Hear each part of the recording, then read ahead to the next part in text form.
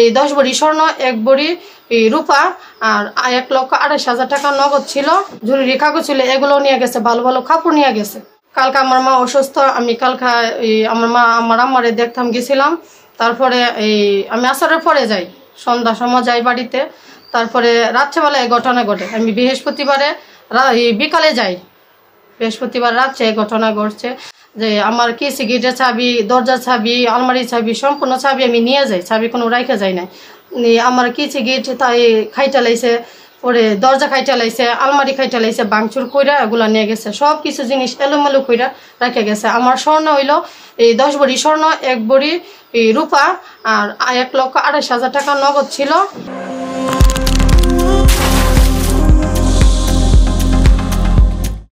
ব্যাংকের এফডিআর ইয়া ছিল, চেক ছিল, একটা চেকের ইয়া ছিল, এটা নিয়ে গেছে। পরে বাড়ির দলিলপত্র, কাগজপত্র ছিল, ওই বাচ্চারা নমুনি কাগজ ছিল, জরুরি কাগজ ছিল, এগুলো নিয়ে গেছে, ভালো ভালো কাপড় নিয়ে গেছে, আমার সম্পূর্ণ সব নিয়ে গেছে। এফডিআর একটা কাগজ ছিল 37 লক্ষ টাকার, এই কাগজ যখন যত নিয়ে গেছে।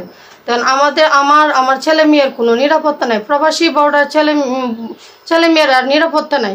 আমার কাছে গেটের চাবি দিয়ে গেছে হাঁস মোরগ ছাড়ার জন্য। আমি আসছি ঘুমের থেকে উঠা এসে দেখি যে কেসি গেটের পরে আমি ওনার ঘরে ঢুকি নাই, আমি আমার জালকে ভিডিও কল দিয়ে দেখায়া পরে আমি আস্তে আস্তে ঢুকলাম, ঢুকে সব কিছু দেখাইলাম। কিন্তু এভাবে যদি মনে করেন এলাকার মধ্যে এগুলো হয়, তাহলে আমরা কিভাবে, মানে আমাদের নিরাপত্তা কি, ছেলে মেয়েকে নিয়ে আমরা কিভাবে আমরা থাকবো আর কিভাবে আমরা কি করব। কিছুদিন আগে আমার 3.5 ভরি অলংকার নিয়ে গেছে, 10,000 টাকা ছিল, সবগুলা ক্যাশ নিয়ে গেছে।